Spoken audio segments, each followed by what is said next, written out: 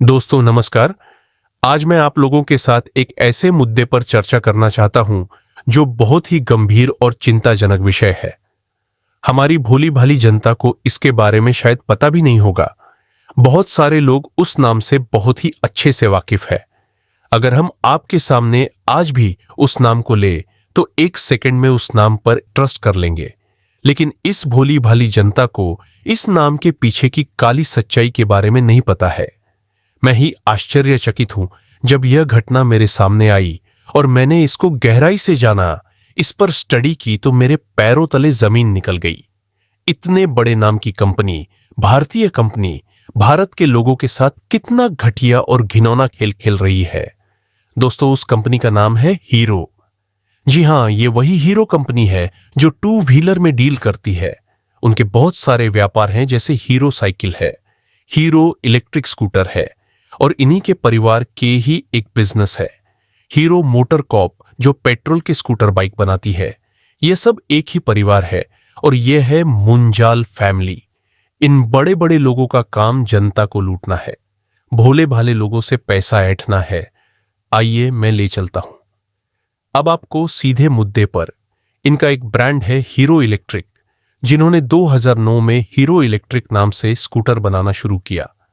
धीरे धीरे इन्होंने भारतीय मार्केट पर अपनी पकड़ बनाई और 2019 तक आते आते इनका प्रोडक्शन का वॉल्यूम बहुत बड़ा हो गया। लोग हीरो इलेक्ट्रिक व्हीकल से अवेयर हो गए और बहुत ही बड़ी तादाद में खरीदारी करने लगे और यह कंपनी भारत की नंबर 1 कंपनी बन गई।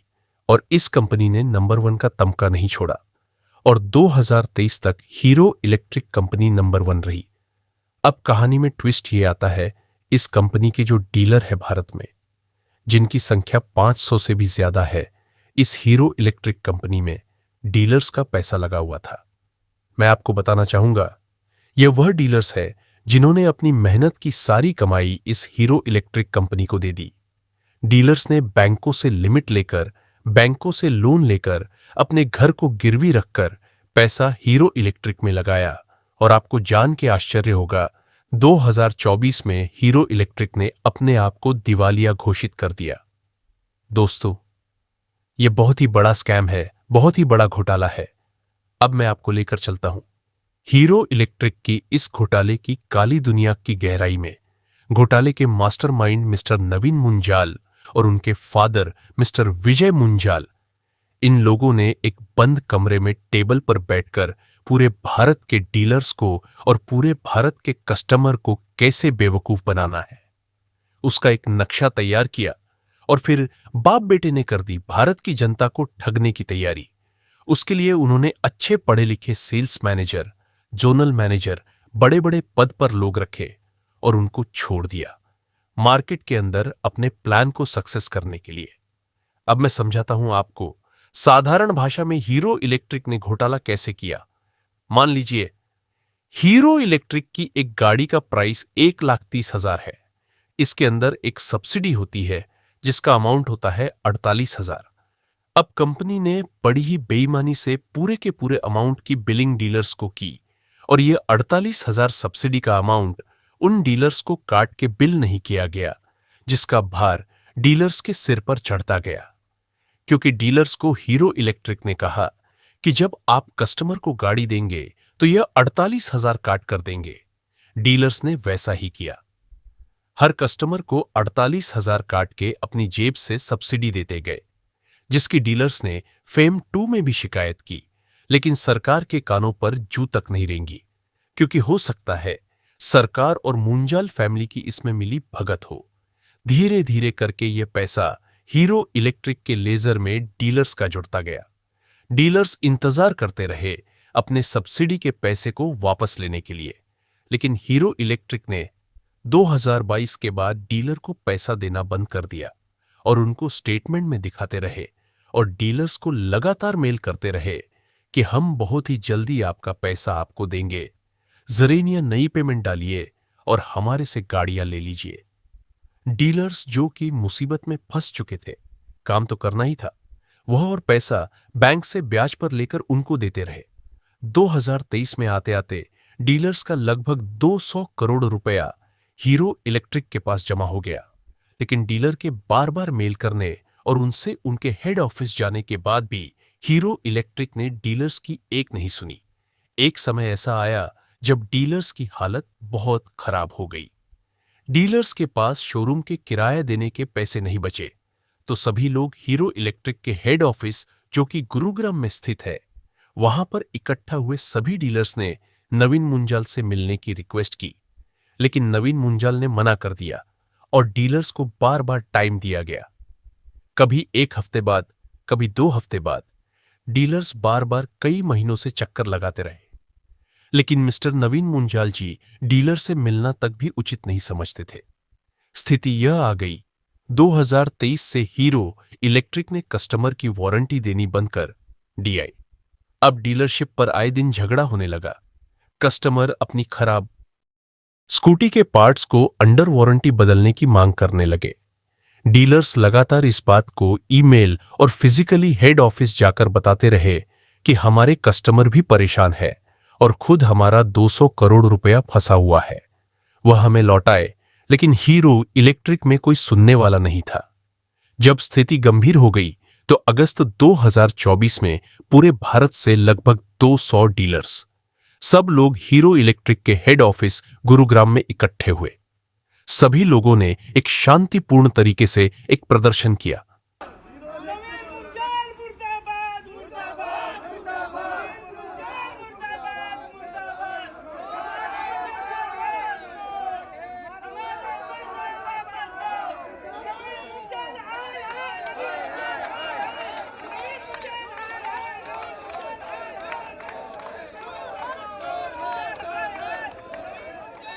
और मांग की कि हम जब तक यहां से नहीं जाएंगे जब तक हमें नवीन मुंजाल से नहीं मिलवाया जाएगा।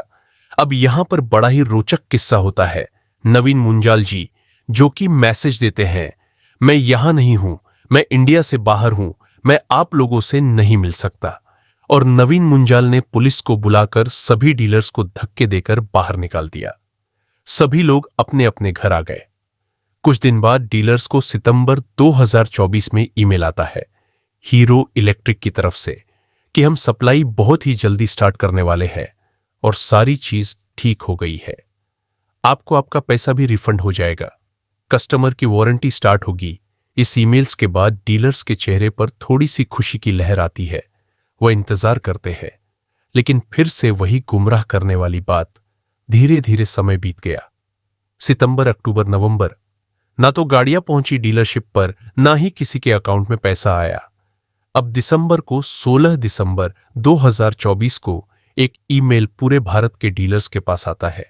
हम लोगों ने सारी चीज ठीक कर दी है और हम लोगों ने एक नेवी रिटायर्ड पर्सन को इंडिया सेल्स हेड नियुक्त किया है, जो कि सारी चीजों को ठीक करते चले जाएंगे और आपको बहुत जल्दी गाड़ियां मिलेंगी और कस्टमर की वारंटी। फिर से डीलर्स के चेहरे पर रही खुशी आती है। लेकिन नवीन मुंजाल और विजय मुंजाल ने तो सोच के रखा था, करना तो वही था, घोटाला। अब ठीक उसके 4 दिन बाद 16 दिसंबर को जो मेल आई थी, उसके ठीक 4 दिन बाद न्यूज़पेपर में एक आर्टिकल आता है जिसमें हीरो इलेक्ट्रिक अपने आप को दिवालिया घोषित कर देती है। दोस्तों, यह बड़ा ही तगड़े लेवल का स्कैम है। एक कंपनी जो 2023 में नंबर 1 थी, पूरे इंडिया में सबसे ज्यादा व्हीकल उनके बिकते थे, सबसे ज्यादा प्रॉफिटेबल थी, वह 2024 में दिवालिया हो गई। इस चीज की शिकायत के लिए बार बार डीलर्स ने पीएम को मेल किया, नितिन गडकरी जी से मिले, लेकिन बड़ा ही आश्चर्यजनक मामला है। सभी की तरफ से एक जवाब आया, यह दिवालिया प्रक्रिया के तहत मामला है, इसमें हम कुछ नहीं कर सकते। साथियों, मैं आपसे एक चीज कहना चाहता हूं, पिछले 10 सालों में लगातार इस तरह की बहुत सारी कंपनियां भारत में दिवालिया हुई है, बहुत सारे स्टार्टअप बंद हो गए हैं। इसके पीछे किसी का लॉस नहीं होता, ना सरकार का लॉस है, ना खुद स्टार्टअप का लॉस है, ना किसी कंपनी का लॉस है। लॉस होता है तो भोले भाले लोग, डीलर्स या उनके कस्टमर, वह लोग ठगे रह जाते हैं। ये कंपनियां आती है, करोड़ों रुपया गबन करके चली जाती है और सरकार अपना टैक्स ले लेती है। बेचारे डीलर्स और कस्टमर की सुनने वाला कोई नहीं होता। यह है भारत का अंधा कानून।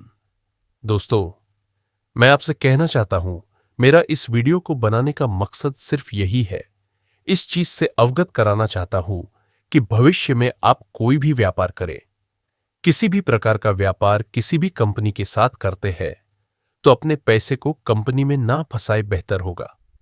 आप अपने खुद के ब्रांड के साथ काम करें, अपना खुद ब्रांड बनाएं, पावर अपने हाथ में रखें। जितना पैसा आप मार्केट में दे रहे हैं, उसके बदले में उतना सामान ले।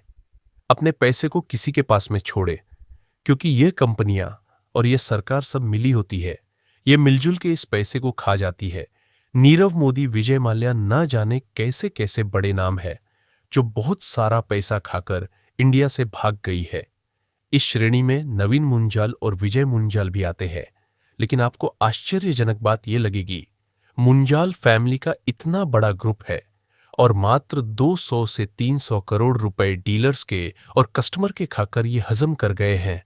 इनको बोलने वाला कोई नहीं है। उनके सारे बाकी के व्यापार बिल्कुल अच्छी तरीके से चल रहे हैं और ना ही सरकार उन पर कोई कार्रवाई करती है। मैं आपको दिवालिया कानून प्रक्रिया के बारे में बताता हूं। यह कानून बहुत ही लचीला कानून है, जिसके अंदर सारे फैसले कंपनी के हित में जाते हैं, क्योंकि जो कंपनी अपने को दिवालिया करती है, वह पहले से प्लान करके चलती है। वह अपने नाम किसी भी प्रकार की प्रॉपर्टी अपनी फर्म के नाम नहीं रखती है। वह सारे काम रेंट और लीज पर करती है। दिवालिया प्रक्रिया कानून के तहत लास्ट में जो होता है, वह दिवालिया हुई कंपनी की जो एसेट्स होते हैं, उनको नीलाम करते हैं। आपको जानकर आश्चर्य होगा, हीरो इलेक्ट्रिक कंपनी का कोई एसेट है ही नहीं।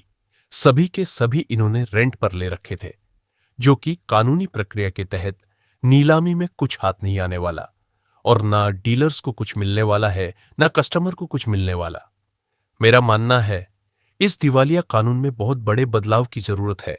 अगर कोई कंपनी इस तरह से दिवालिया घोषित करती है, तो उसे कंपनी के जुड़े दूसरे व्यापार या उनकी पत्नी के नाम जो प्रॉपर्टी है, उनके बच्चों के नाम जो प्रॉपर्टी है, या खुद उनके फादर के नाम जो प्रॉपर्टी है, उसको अटैच किया जाए और उसको नीलामी प्रक्रिया में शामिल किया जाए।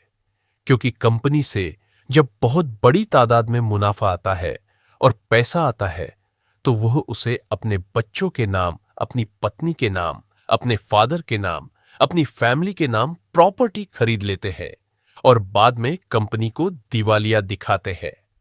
फिर बाद में कस्टमर और डीलर्स के हाथ कुछ नहीं आता। तो सावधान हो जाइए, यह बहुत ही बड़ा स्कैम है, जिसमें कंपनियों और सरकार सब मिली हुई